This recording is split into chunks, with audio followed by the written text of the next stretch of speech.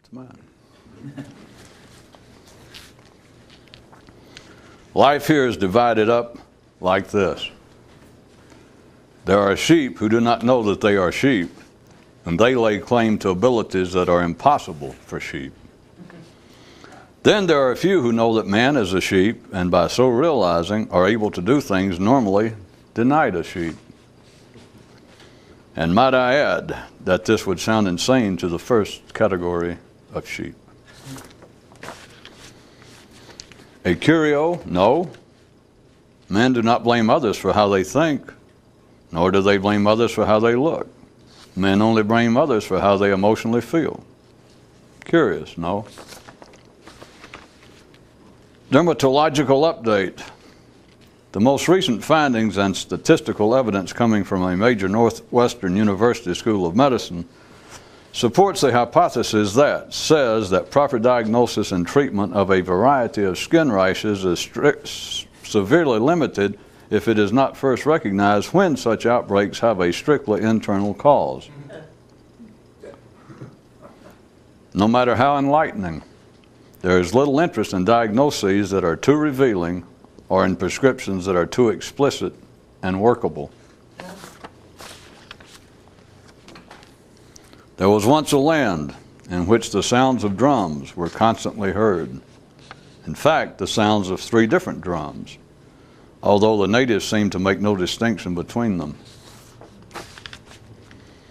Emotions are latent energy within you, not potential suffering just waiting to be set off by some external event. There is no greater backdrop or fertile soil you can have than a lack of hostility and irritation. In such a blessed condition do your eyes open in a way wondrous and revealing.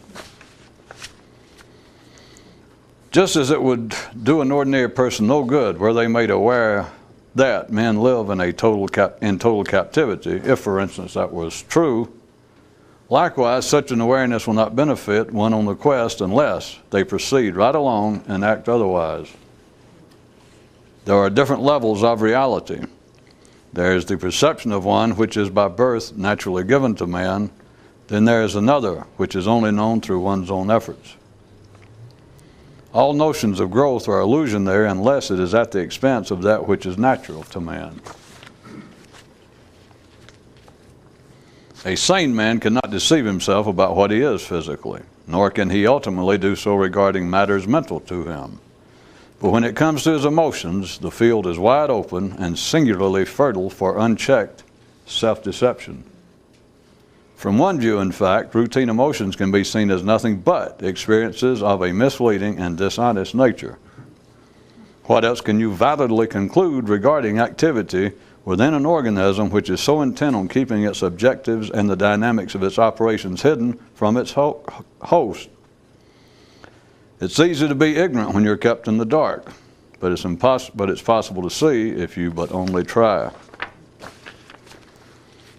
While man is the only creature with the ability to know, he yet has always felt that something was being kept from him. There was once an operation that ran at a certain tempo. In fact, 3 different tempos ran within the operation, although observers of the operation never seemed to have noticed. Though man remains an incompleted work, if you think that you are completed, then you are, and nothing, no change is possible. You're left with attempting to treat a frog for perceived ills. Many ordinary men have long proclaimed an admirable goal to be to love their fellow man, quickly followed by the admission that they do not know how to go about it, with none ever seeing that a solid way to begin would be to not think about your fellow man. Only fools predict the future, and 2 classes of fools are possible. Those who do not know what the future is and predict it are fools, and those who do know, if they were to publicly predict it, would likewise be fools. Doesn't the fact that plain, sane, ordinary, everyday people have trouble expressing exactly how they feel suggest to you that how people feel is a much more complex subject than is normally thought? Well, Either that, or else their whole concept of what feelings are is askew. And rather than end this up by saying, think about it, perhaps I should suggest doing something else about it. Now, I wonder what it could be. To ever get anywhere with this, you must have all the makings of an ordinary person, even if you don't display them all of the time. Thought that one would go over. There was once a belief system that believed a specific thing. In fact, within the specific thing, it simultaneously believed three other things, although none who experienced it ever seemed aware of it. It hurts to grow because it is painful to change. And a man's greatest pain is in the process of growth comes from him having to change his relationship to his experience of emotions. All hostility and criticism are forms of self-deception. There was once a reality which was a full statement of what was. In fact, within its full statement of what was were three additional statements, although those living in this reality appeared oblivious to them. Though it may not be totally possible, a man can attempt to be objective about both how he looks and what he thinks. So what stops you from at least attempting same regarding your emotions? If ordinary men did have the possibility of individual growth, then one of the greatest obstacles in their way would be their belief that which they normally experience is natural and that there is nothing further to be said or done about it. At a certain level, offering praise to a man for his ability is to potentially diminish his ability. Faced with such imponderables, one man says, my motto is, have no motto, and go from there. For those in search of the truth about life, there is something worse than experiencing incidents which cause emotional suffering, and that is to live a life of too little passion. There is no need to try and walk a fine line between the two. Simply accept what comes and use it to your own ends. What else have you got? What else can you profitably do? There was once a man who was a complete living embodiment of himself. In fact, in addition to being himself, he was also three other people. Although as long as he simply stayed himself, he remained ignorant of their presence. Those who can be awakened are those playing outside who can be called into dinner. Dr. Blunt's unadorned diagnosis. If you stay concerned about the illnesses of others, you can never, may I repeat that, never get well yourself. While emotions are energy, those which life routinely runs through a man drain him, not energize him. Compared to thinking and physical activity, emotions are the only experiences in a man's life about which, if he asks, have they been of benefit to me or have they cost me? The answer is, to say the least, uncertain. A real warrior is never defeated by death, nor defeated by aging, illness, or other circumstances. A real warrior is only defeated by giving up. One man's recent musing: it is easier not to deceive yourself if you do not talk about yourself. He mused a bit more than added, and easier still if you do not think about yourself. If life alive is like a gigantic, ceaseless storm, then within it are many smaller storms. And part of the quest is in establishing a calm within the storms that seem to be yourself. Someone once asked a man who knew, why do I prefer to hear that certain activity called the quest rather than the struggle? And the one who knew said, why do you like to hear it called anything? Now, there is a question with potential. And lastly, Guy says he doesn't believe it much matters what you think or feel, that your body is going to go ahead and live the life for you that you would have lived anyway. And that the only thing thinking and emotions do is upset you. The truer they are, the harsher they sound.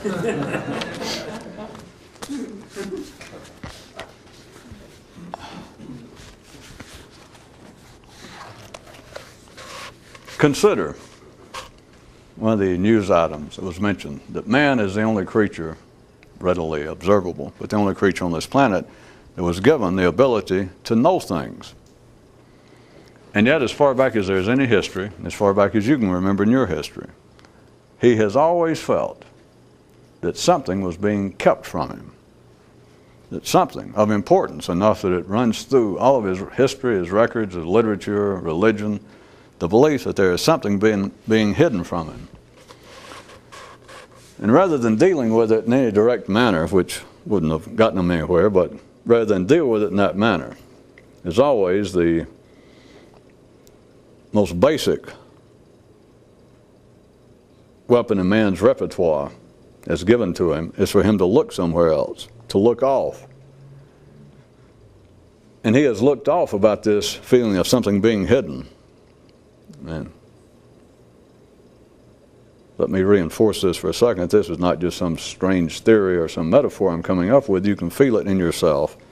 And as I said, it is the central core inside of all religion, fables, mythology, man's literature, that which is considered of historical significance, the great literatures that survive. The core in it, if you just think back, everything from Shakespeare to fairy tales to the Iliad and the Odyssey, it is all wrapped around a core of there being something hidden from man. Of course, at the most childish levels, it comes out something hidden like the Golden Fleece or the Holy Grail. But it's just a step a little above that. I don't mean to limit it to that, because even in ordinary history and literature, it also reaches a non-physical level. But rather than face it in any direct manner and and people inquire as to what is this? How does this come? What is this in me? What could it be? Rather than any direct investigation of it, it has fallen into areas in which man has looked away from the question itself and attempted to supply immediate answers to it. And you just look off, and the more you look off toward the imagined answers are the ones that you supply yourself just through the conservation of energy. The finite length of time a man has, the more time you spend, the more energy you spend looking off at these supposed, alleged, assumed, theoretical answers, then the less time and energy you have that you might have to look back at the problem itself. So man has come up with ideas ranging all the way from him having a subconscious mind and all of its many motivating factors and energies to the ideas of demons, in the full sense of demons, of there being spirits afoot in the world, even gods themselves who go out of hand, but they inhabit not just the inner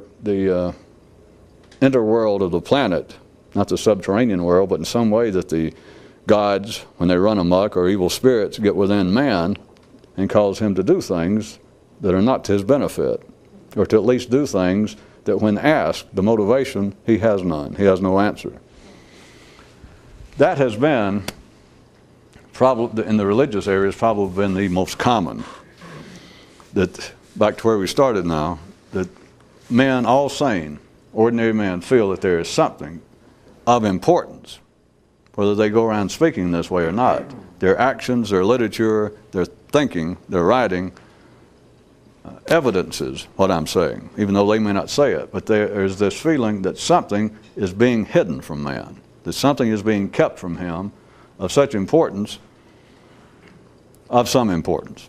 They don't know what, but it does not go away. It does not go away from generation to generation. And so rather than look at it directly, probably the oldest, obviously the most common, is in the general area of religion, that man is some sort of battlefield on which are being played out struggles by invisible forces. And that therefore, if they're invisible, and if the evil force is winning, then it would make a man do things that he does not know why he does it. And therefore, that explanation is intended to serve as some sort of makeshift answer as to why do I feel like things are being hidden from me. It's because things are going on over which you have no control. They're completely beyond man, of a supernatural nature, and you cannot know them. Inference being that's better not to know them.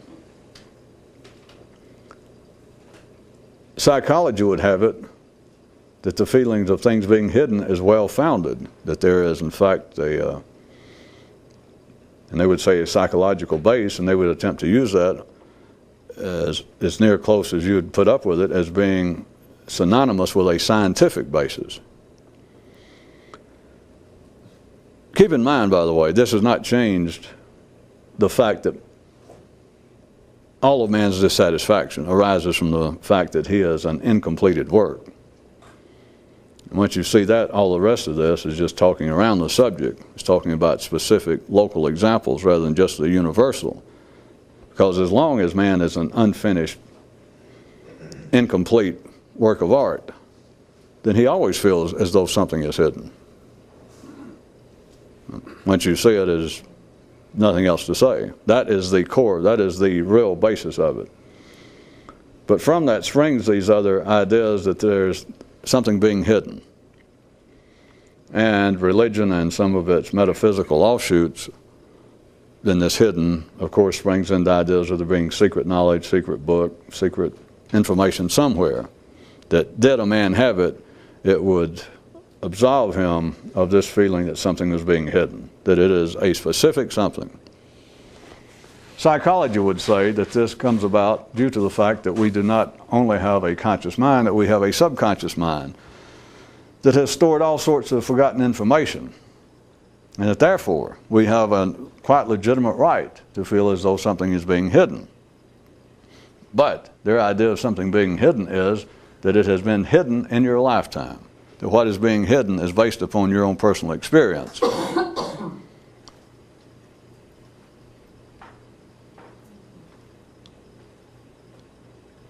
Religion and psychology both attempt to address the question of why do men act in ways that are inexplicable. Why do men act in ways that by their own admission after the fact were detrimental to them? And rather than look at that question as perhaps Dr. Blunt would, did he have public office hours and engage in public activities, but rather than look at it directly, they again go back. They refer to, religion does, evil forces, nefarious motivations over which a man has no control, that he is simply a helpless pawn, and therefore the devil will make you do things that you would never do were you living a Christian life, for instance. Psychology says that certainly people do things that are detrimental without any question by their own admission. And the only explanation is because they would certainly not willfully do it. They do not consciously engage in activity that they know to be harmful or at least wasteful. They would not consciously do it. And so the only explanation is that something subconsciously is making them do it. All of this still leaves you in that general pond that I've described of taking man instead of being a tadpole is to take him to be a frog, to assume that he is already completed. And if you take him to be a frog, then the only thing you can do is treat the frog for the perceived ills it has, such as engaging in anti-frog behavior. Engaging in behavior that by no means can be considered to be salubrious to a frog. And so the only way they can explain it is that the frog is fully grown, he is completed, and so therefore if he is acting in ways that seem flawed compared to a properly behaving frog, then all we can do is cure the flaw or attempt to treat the flaw. If you take man to be a frog, if you take man to be completed, and that such things as his feeling that something is being hidden is not based upon the fact that he is an incompleted work, and that what is being hidden arises from the fact that he is yet to be finished. He is still in a state of flux, in a state of growth. If you do not see that, then you have no alternative. The only thing you can do is attempt to treat him, because you now take him as an adult, not a child. He has to go from the hands of a pediatrician into the hands of a general practitioner, and you have to treat him for adult, irreversible changes. You cannot try to do something, treat him in a way that you might a child when they apparently were more open to remedial efforts. All you can do is attempt to treat this frog for perceived flaws.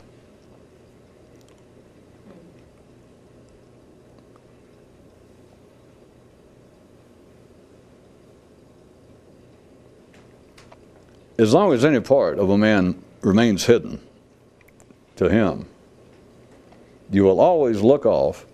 You can never be conscious in the moment. And just put bluntly, as long as you take man to be a finished work, it finally must strike you. No change is possible. You are left with attempting to treat a frog for simply perceived ills. If you think you're complete, even though man is an incompleted piece of work, if you think you're complete, you are. It's just one of the joys, one of the dazzling effects that you can appreciate as a human without having to visit your local carnival. That even though man is an incompleted work, if you think that you're completed, then you are. I mean, you must see that. It's not a psychological trick, although it fits into what psychology would accept as being the observable scientific dynamics and the art of psychology and their interpretation of man's psyche. Well, yeah, if anybody thinks something enough, they can delude themselves. I'm not talking about delusion. I'm not talking about a pathological condition. I'm talking about all sane people. When I say, even though humans are an incompleted work, if you think you're completed, you are. I'm not speaking of some pathological state. I'm speaking of the ordinary, everyday state. Because to be sane, you must believe that you are a finished work of art, a finished piece of work. That certainly does not belie the fact that sane, ordinary people will, if questioned at all. That's one of the characteristics of sanity, as I've noted for you, is to admit that you're not perfect. And so ordinary people, they take themselves to be a completed work. But if you ask at all, like, completed, you mean like you're just perfect? Oh, well, certainly I'm not perfect. I mean, there are many rough edges and many flaws that I have that I would love to work on. I am working on them. I am attempting to cure them, attempting to treat them. I am working on them. It is not that they're insincere, and it's not that they're stupid. Okay, well, it's not that they're insincere.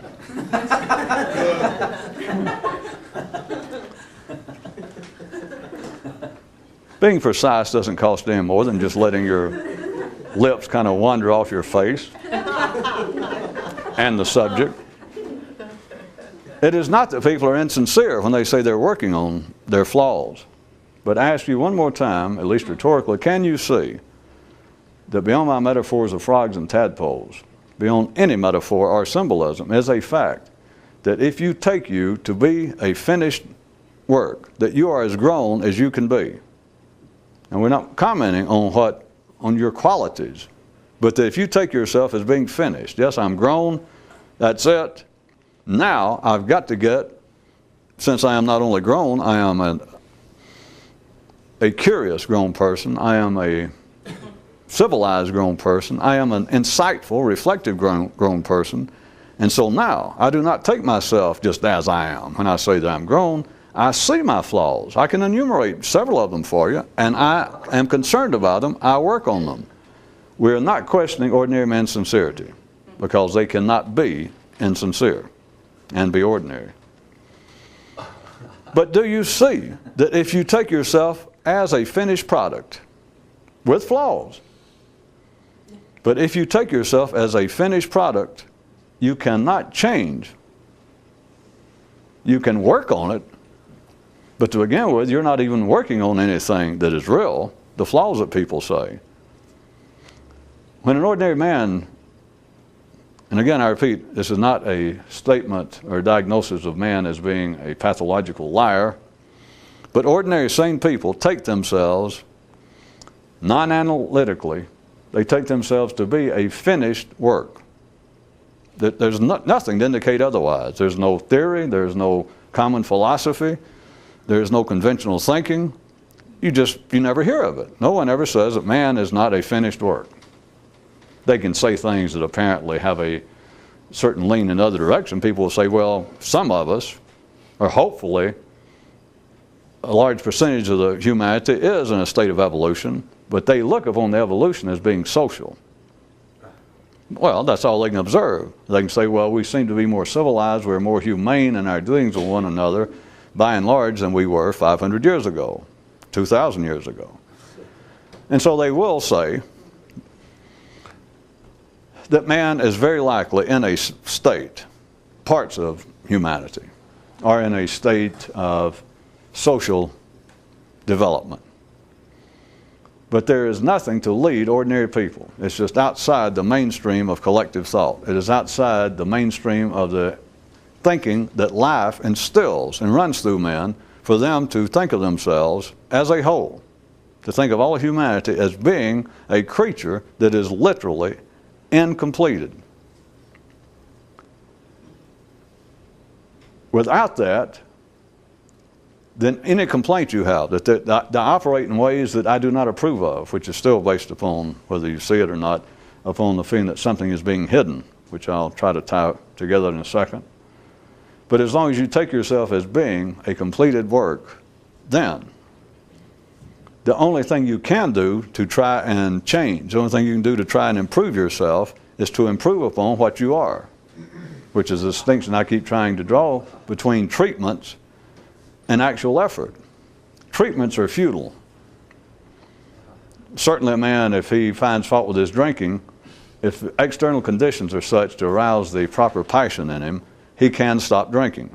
It is possible, we all know that. It does not change his consciousness. It does not change what he is. He is still what he is. He is just now what he is in a sober state, in a sober condition. But he is still what he is.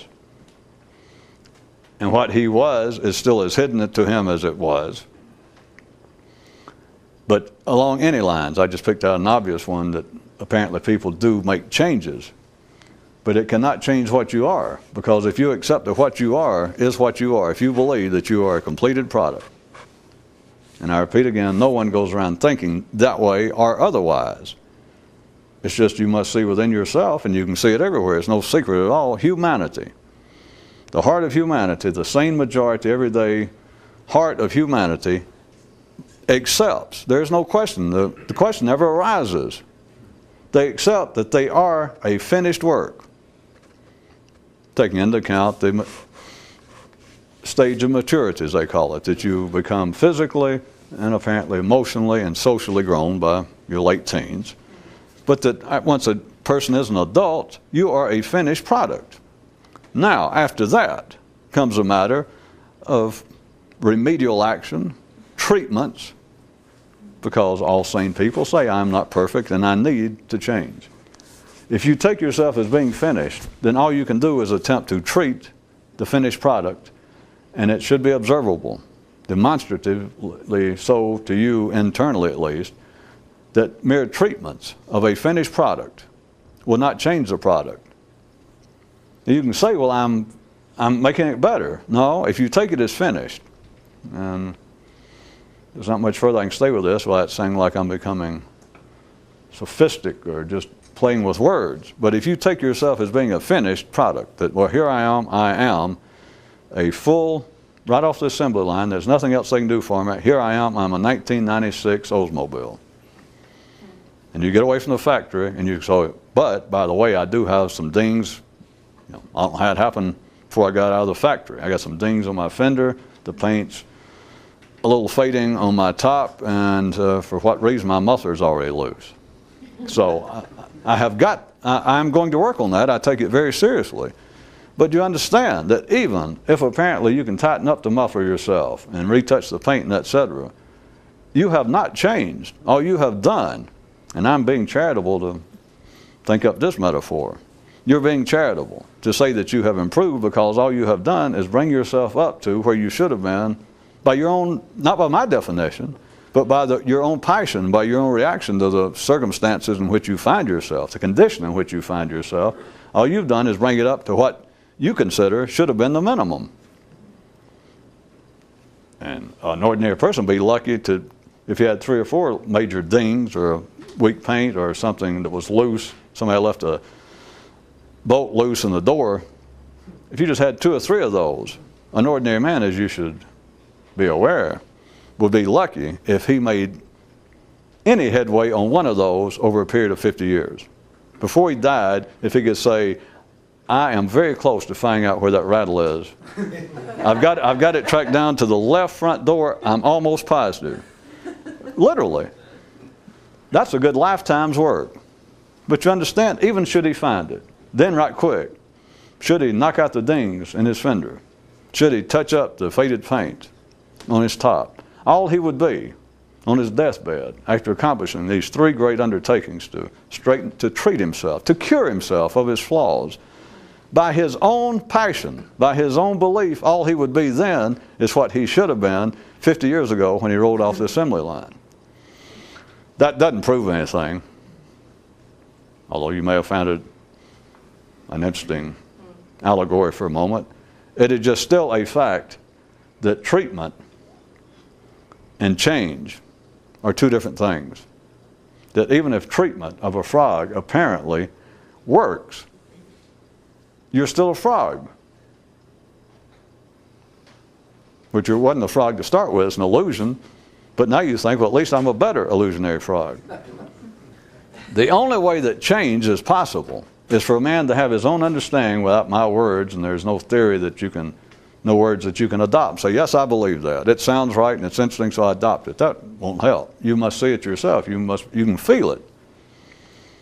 I mean, that's the heart of why you're interested in such as this, those who are. You can feel it in you that the problem is not curing something, not treating something, but you realize I am unfinished. And to call anything in you now flawed, to call anything in you a personal problem it's misleading. Because I repeat, all that does is help reinforce the notion that you are a completed product with dings and faded paint and a rattle somewhere. It is only when you can see yourself for yourself on your own and you see that I am incomplete, no matter how old you are, that humanity is an incomplete piece of work. That's the only time any change is possible. Anything else people can call, they can say, well, I'm working on change. I'm attending AA meetings. I'm doing whatever they're doing. I'm attempting to do this or that. And they are as sincere as they can be, but it's going nowhere. Because you cannot change. I mean, it's damn near impossible to change the least little bit in what you are anyway. But that offers no promise. So, if you can hold that in mind, I refer one more time before we press on, that is the basis of the feeling that men have something that's being hidden from them. I attempt to change, I attempt to improve myself, and it seems to go nowhere. I seem like I make several steps forward in my attempts to better myself, and within a week I've made 4 back. It just seems futile. It just seems like I'm running on an endless treadmill. I can't seem to get anywhere. There's something lacking. I've consulted the best psychiatrists, psychologists, counselors. I talk to people. Something's missing. That's the basis of it. That what's missing is their realization that they are not a frog. They are not a completed work. They're an incompleted work.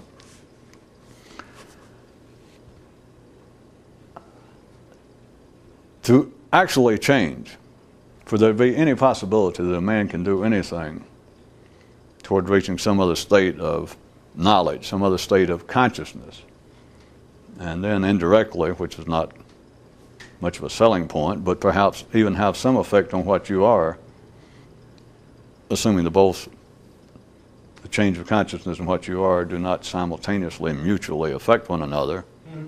I don't think I care to comment on that. In fact, forget I even said that.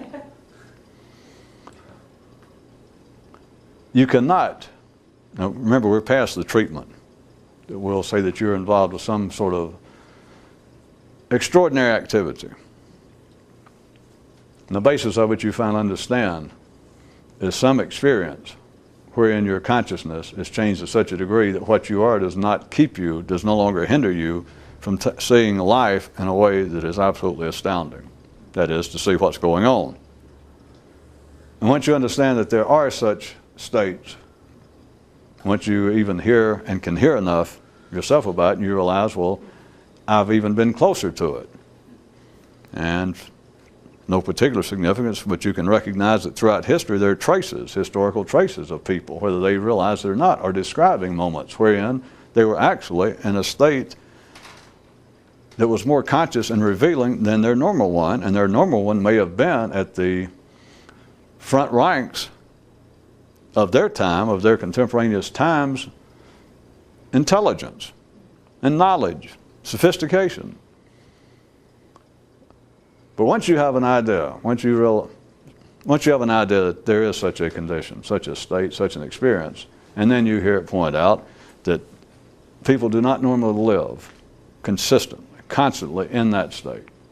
And that if you're not in that state and you're interested in it, whether you've been there or not, or whether you never have, whether you've never had the experience, if you're not in it right this second, there's only one thing to do. Only one. And that's try to be conscious in this moment. So let's assume that you get that far, and after many hours, weeks, months, years, months, minutes, seconds, hours, months, days, months and a half put together, it seems to accumulate. And after knowing this, after knowing the idea for many months, hours, seconds, months, hours, years, one day it strikes you that by God it's true, which means that you now personally understand it. Then, the problem, then everything is narrowed down in life. You only have one problem. You're still trying to achieve the state every time possible, or for the first time if you've never had it. And as long as you're not there, and if you have your own understanding of the fact that the only thing that you can do right this second is not pray, not meditate, not fast, not wait for help, not solicit help, not go anywhere in particular, not do anything in particular, all you can do is internally, right this second, try to be conscious that you're here. Which gives within itself, to those wired up, born to do it, no one else, it gives them, again, it may take you doing it once, 10 times, 40 million times, maybe 27, maybe 1,600 and something or other, or maybe 7. Or it may take 1 billion, but it may take only 3,600 and something. The day will finally come that it seems as though all the little attempts you've done, again, accumulate, and they suddenly can expand far enough that you have the ability to hold it for 5 or 6 seconds, something extraordinary. And as I've pointed out, once that happens, and there's no particular magic number, but it will finally hit everyone even before, perhaps, that you ever have that so-called moment of awakening or enlightenment, that period. But before then, a person who can hold this, who was born to do it, born to fly, if you can hold it for some length of time, then it will strike you something along these lines, that if I never experience enlightenment, I'll take this. Because it alone held long enough for whatever's long enough for you. That held long enough eradicates all notions that you're ill. All ideas of problems in life are absolutely gone. There's no discussion. There's no attempting to rationalize problems. There's no talking to yourself about, well, now I see that problems perhaps have another character. No. There are no problems. There are no questions. I'm not saying you got all the answers. But there are no questions. For the first time in your life, I can put it this way. I'll at least go this far, since it's still not a sales pitch that would make you an ordinary person get off their move, ask or send me a donation anyway. For the first time in your life, you know, or you have a brand new idea of what being satisfied is. In fact, everything else that you thought before then pales. I can't resist, I'm going to do it again. I've said, the closest people seem to come sometimes is after good sex. And for those of you that's well read enough, there's been throughout history little notes of that, not necessarily made by mystics. But throughout history, on every side of this planet, has been little notes popping up that just anybody, a warrior, a farmer. Well, it's usually somebody, of course, in literature that we even have records, but we'll make some note that, like, it just begins to strike me that it seems like the only time I actually feel like I'm sane or that I'm actually a human and belong on this planet is right after a real good screw. And they'll put question marks or exclamation marks like, what does it all mean? And they're going about their business. I shouldn't probably say that because then somebody ordinary might try and compare that to the state, but something. It seems like something in life, something in local conditions, almost requires me every time I say about being totally satisfied and that just being able to be conscious in the moment for an extended period of time. Forget being enlightened or awakened, but just that is a singular, a whole new feeling of satisfaction. Now, any decent speaker on the subject would leave it at that because that says what it is. But as I said, it seems to be some sort of embedded motivation to engage in full truth in public speaking and to throw in that piece about sex. I don't know what makes me do it, but it's irresistible. So if it misleads you or if it doesn't make any sense or if it makes you go off into strange orbits of thought, please disregard it and put it down as a personal peccadillo. If you have any intelligence, please do not do that.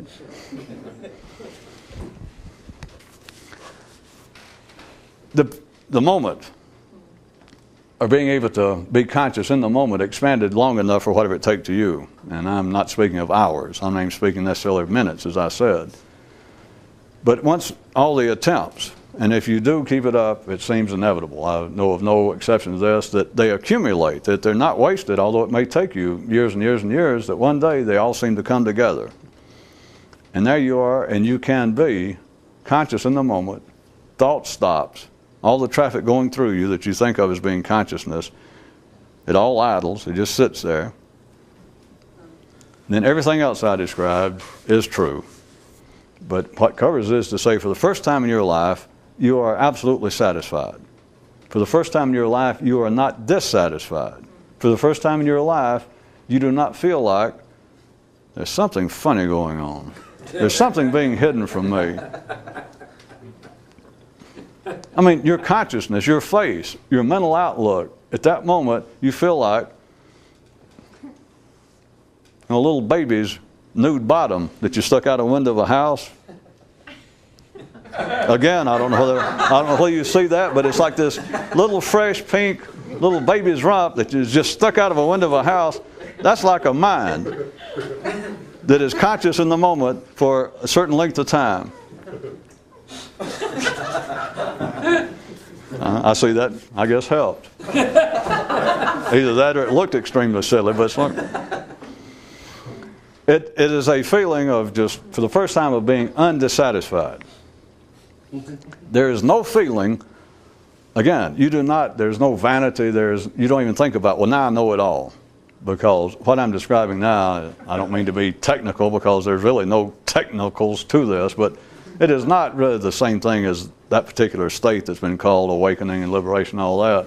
It's not actually that state. It's not so much a gain of new knowledge. It's right then, it's you you realize that the nervous system in man has another state in which it can be.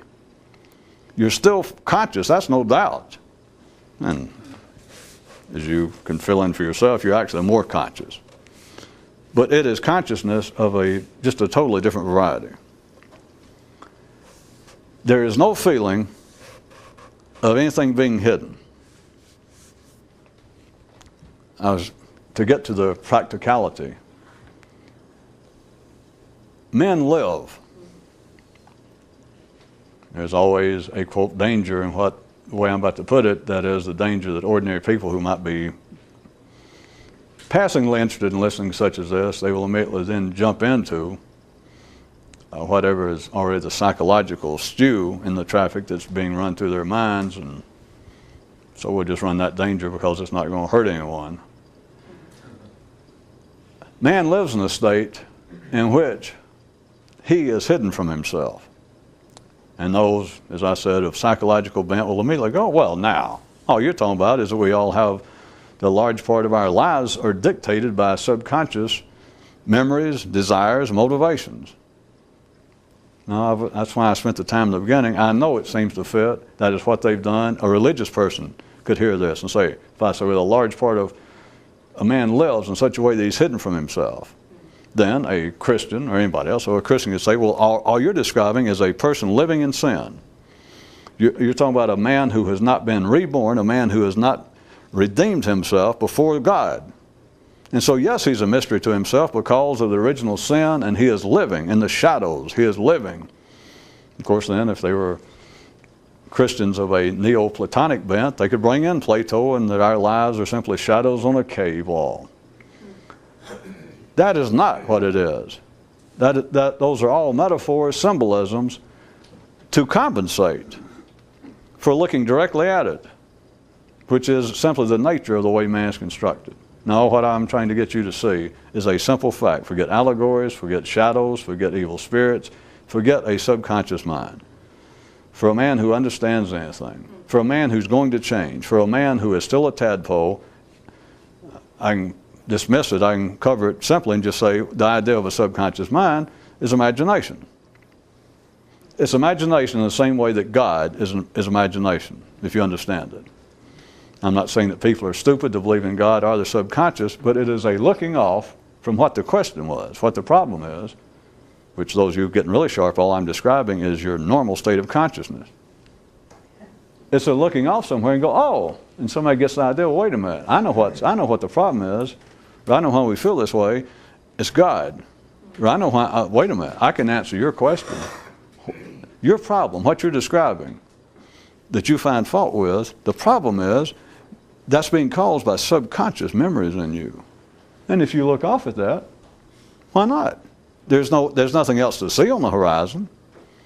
Of course, the thing is, as long as you look off, there's never anything particular to see. When you look off from you, everything, in a sense, is a mirage. It's like you're out on a desert, and you understand what a mirage is, you look out, but a mirage, they're all fungible. It can be one thing, it can be God, or it can be the subconscious. We all know that any religious person or any scientific, psychologically inclined person who is not particularly religious, both of them would find fault with it. They would both say, well, that's not true. You're being insulting to us, from whichever camp they took. But they're both the same thing. At any rate, I was trying to get you to look past all metaphors. There's nowhere else to look off. It's simply look at your life. It's not theoretical. It's not me trying to prove something. Look at your life and you can feel it. It's not just sitting down looking back through a scrapbook. You can begin to feel it. You are living hidden from yourself. Now, there is no immediate description, or there's no immediate answer for man to say, well, what am I? If you say that I'm living a life and I'm hidden from myself, and what am I? Well, that's not my business, even if I knew, which is no big deal. But that's not it. What if somebody did know? What good does that do you anyway? And if somebody knew, they'd damn sure be trying to charge you to tell you, which they do, read priests and psychiatrists. And the thing is, if you go there and say, well, what is it hidden from me? And they go, well, I'll be glad to tell you for $100 an hour for a donation. And you find it to be a bargain. You find it satisfactory that you looked off. And they held it up and said, well, here it is. And they keep holding up one until you go, well, that ain't bad. And they go, you like that one. And so they put down their other mirages and other cards, and they let you go with that. If you can go with that, then go with that. But there is nowhere to look away from you to see the source or to see the reality yourself that you are living a hidden life. Remember, it is not for any reason. If you look for a reason, if you look for the source of the Nile, you'll never find the source of the Nile, because there is no source of the Nile. What you keep finding is more and more tributaries. Well, I'm getting close, I'm getting close. Well, here's a new one, here's a new one. There is no source. There is no reason that you're hidden from you. There's no reason you're living a life in a true sense that's a self-deception. It's not from psychological causes. It's not from any cause other than the fact that you're an incomplete work. There is what's hidden. There is the missing part. I remind you again. But back to more immediate, potentially practical aspects of it. Everything that you cannot explain about your life is explained by the fact that you are living in self-deception.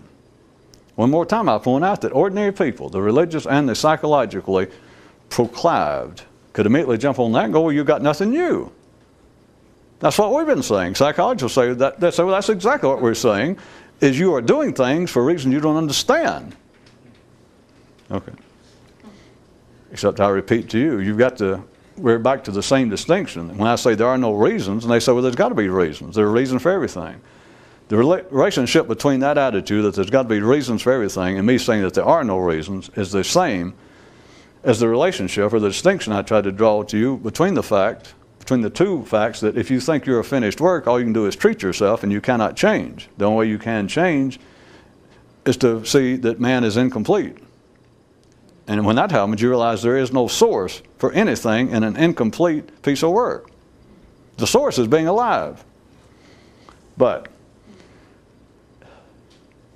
the source of every complaint you have. Now remember, we're not talking about psychological, because there is no source, there is no cause of it in your lifetime, in any man's lifetime.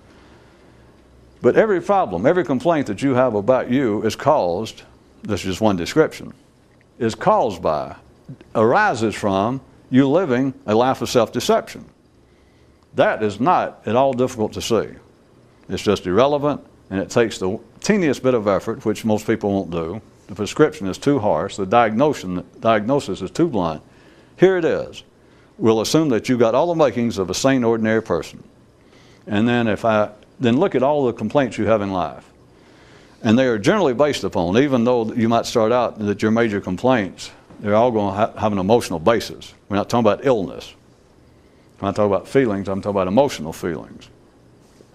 All of a person's complaints, their major complaints, if you start saying, well, tell me what they are.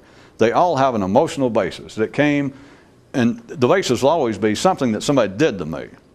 But I am still suffering over it. That's in other words, I am unhappy, I'm dissatisfied. And I can point out some of the reasons why. All right, whatever it is, and it can get less in memory, it can get less substantial and just be an abstract feeling of, I'm not happy and I've got all kinds of annoyances and things, I'm not even sure why, but all sorts of things annoy me now. And I don't know the reason, so I admit they're sort of hidden from me.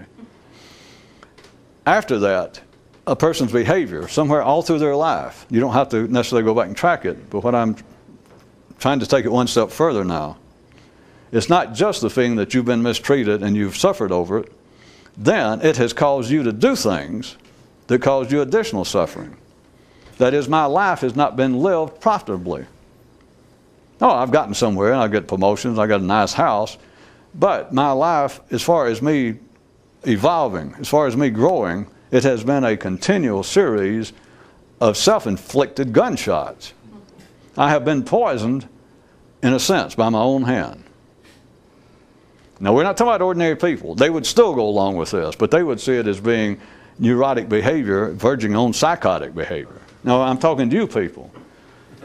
You still look upon your life, and if you haven't done anything drastically harmful to yourself lately, you see your sense of your less than admirable position is based upon a series, and you could probably name some of them, of events in which you acted in ways that are just astounding. Now, that you think, why did I do that? Why did I say that to him or her? Why did I act that way? From anything approaching an attempted objective view of oneself, to investigate, how can you explain doing anything that you consider, not me, but that you consider, after the fact, detrimental? Why would you insult a man who was about ready to hire you? God knows why. Why, just because you imagine that your girlfriend, your wife was running around on you, why did you throw an axe at her, throw her out of the house? Why did you leave? You know, and you can say things, well, I was drinking. I got too upset. You can say whatever you want to. There is only one reason for a sane person. Well, let me disregard. You're going to have to, I assume you can do it. You disregard any outside drugs besides your own neurotransmitters. So we'll discount that you were drunk or drugged. You just look back and you say, well, I got carried away. Acted in the throes of passion. I did things. And you will say this, to yourself at least, I simply do not know why. It's easy to know why. Remember, it's not a cause, but to know why is that you were operating hidden from yourself.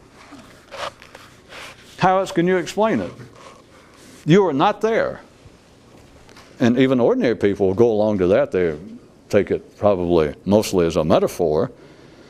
But simply a person just got through insulting their boyfriend or girlfriend, husband or wife, over something. I mean, to the point that they may split up. And they walk away. And they go over their initial passion. And somebody goes up to them and says, do you realize, you know, she left. She got in the car with somebody else. And she turned to me when she left. She said she didn't ever want to see you again. In a few minutes, you see it over a person's face. I'm just trying to figure out something that happens to most people in your life. I'm sure you can find what you think are other examples. But you think, my God. And somebody can say, why did you do that? And truthfully, as sincere as a man can be, including you people, you think, I do not know. It's inexplicable. I don't know why I did it. It is not inexplicable. You were not there. You did not know what you were doing. And as I started to say, even ordinary people go, yeah, that's true. I didn't know what I was doing. But they look at it as being an exceptional situation. They look at it as being an anomalous occurrence in their life, whereas if you get as good as some of you people should be getting, it's not an anomaly. That's your normal state. That was just a sudden outburst. But the question is simply this. Ask yourself, I'll try to pick it up next time, but simply ask yourself on a quite cold-blooded, objective attempt. You can always attempt the objective view.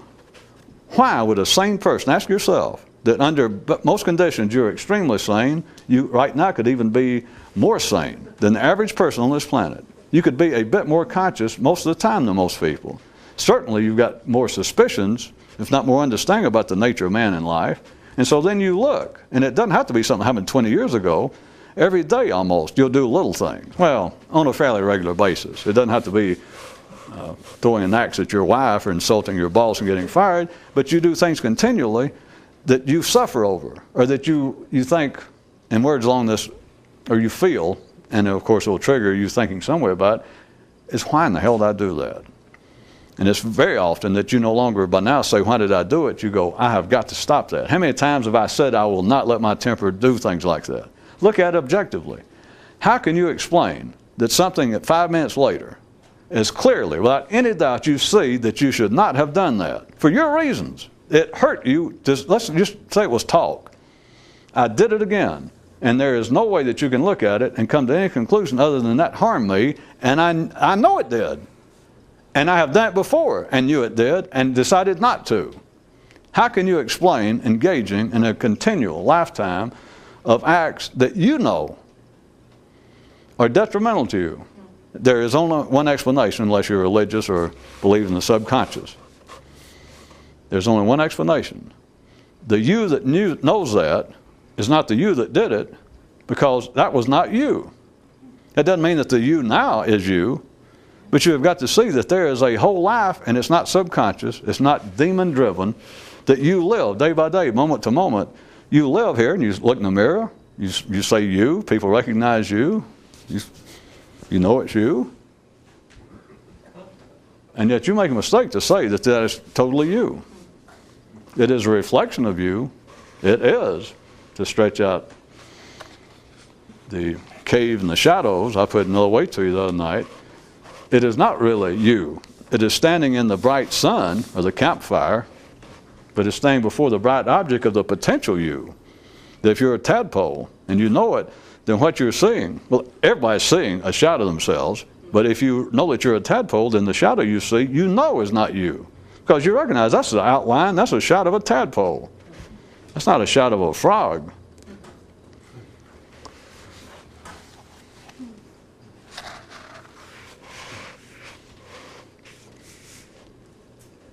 The explanation I'll leave, we're out, of all inexplicable behavior, all the things that a person does that causes them problems, there is only one objective view of it initially, and that is not me that did that. And one more time, that does not imply, that does not take into account ordinary notions of a subconscious mind, evil influences, an out of control state of awareness. You know it doesn't. When you were there doing that, that was you. Look at the passion. By God, get out of here. I never want to see you again. I ain't got to put up. You was as passionate as you was, and somebody said, hey, won't you calm down? I don't need to calm down. Hey, man, come on. Hey, I know exactly what I'm doing. In fact, this is very common. I am now more clear-headed than ever. Right now, I know more than ever. Boy, I'm sick of that bitch. Get out of here. I know exactly. And 5 minutes later, 2 minutes later, they go, why did I do that?